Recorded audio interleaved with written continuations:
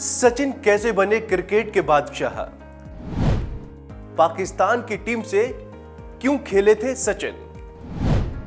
सचिन का अनसुना दिलचस्प किस्सा। साल 1989।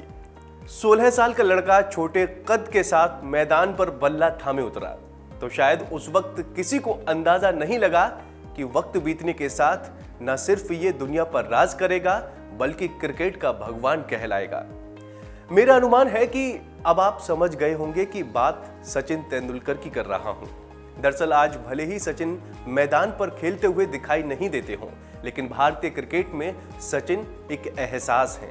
उनका हर एक मैच किसी इतिहास से कम नहीं है। उन्होंने जो कुछ भी मैदान पर जिया वो सुनहरे पन्नों में दर्ज हो गया। लेकिन सचिन का सचिन तेंदुलकर बनना इतना आसान नहीं था। उसके पीछे त्याग तो था ही, लेकिन कुछ ऐसी बातें भी थी जिसको अपनाकर सचिन क्रिकेट की दुनिया के महानायक बन गए। दरअसल अपनी autobiography playing it my way के जरिए सचिन ने सचिन तेंदुलकर बनने की कहानी बताई है। उन्होंने अपने शुरुआती दिनों को याद करते हुए लिखा है कि क्रिकेट खेलने के दिनों में उनके गृहनगर मुंबई के अखबार का कायदा था कि उन्हीं क्रिकेटर्स का नाम छपेगा जिसने मैच में कम से कम 30 रन बनाए हों।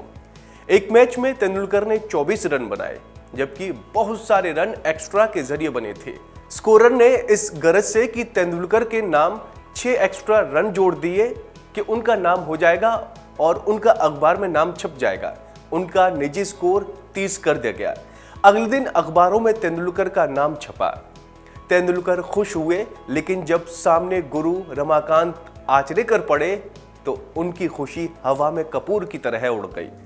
आचरेकर को असल स्कोर का पता था और उन्होंने तेंदुलकर को डांटते हुए हिदायत दी कि कभी भी गेम में गलत तरीके से अपना नाम कमाने की ना सोचना, हमेशा ईमानदार रहना।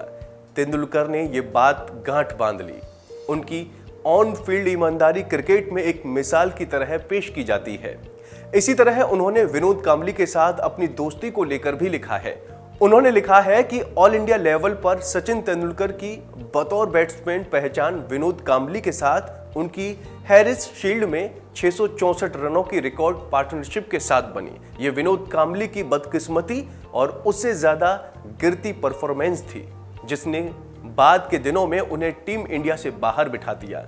कांबली ने कई मौकों पर इसका ठीकरा तेंदुलकर के माथे अजीबोगरीब आरोप लगाकर फोड़ा, लेकिन सचिन ने किताब लिखते हुए उस मैच में अपने इस बाल सखा के पराक्रम को न सिर्फ उदारता के साथ याद किया है, बल्कि नॉट आउट 349 रन बनाने के अलावा एकदम से भुला दी गई कांबली की ऑफ ब्रेक बॉलिंग से आई 6 विकेटों का भी जिक्र किया है।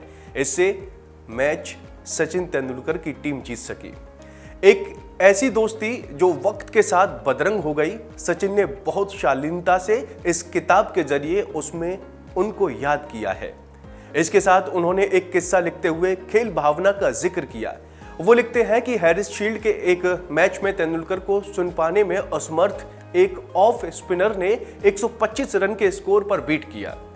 उसकी फ्लाइटेड गेंद पर तेंदुलकर बाहर निकलकर उड़ाना चाहते थे, लेकिन उनकी चूक ने विकेट कीपर को स्टंपिंग का मौका दे दिया। बॉलर के चेहरे पर एक लम्हे को विजयी मुस्कान तैर गई, लेकिन जब विकेट कीपर वक्त रहते गेंद पकड़ने से चूक गया तो बॉलर का चेहरा हताशा में जर्द पड़ गया।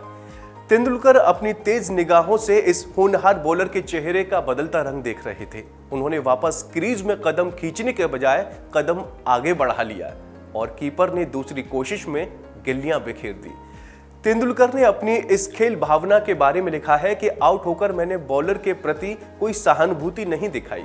मैं एक अच्छी गेंद पर बीट हुआ था और बॉलर विकेट पाने का हकदार था। कामयाबी की हर सीढ़ी चढ़ने के बावजूद सचिन तेंदुलकर अपने बनाए गए 4 धाम पर हर देसी और विदेशी दौरे के पहले जाते रहे। उनके 4 धाम में शिवाजी पार्क का गणेश और प्रभा देवी का सिद्ध विनायक मंदिर तो है ही, लेकिन इसके अलावा इंसानी संबंधों से बने 2 मनुष्य मंदिर भी हैं।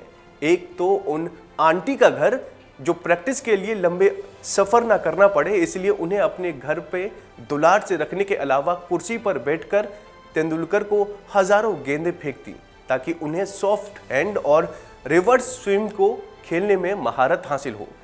दूसरे गुरु रमाकांत आचरेकर का घर, जो शिखर पर विराजते तेंदुलकर को बहुत कंजूसी से कहा करते थे, अच्छा खेले।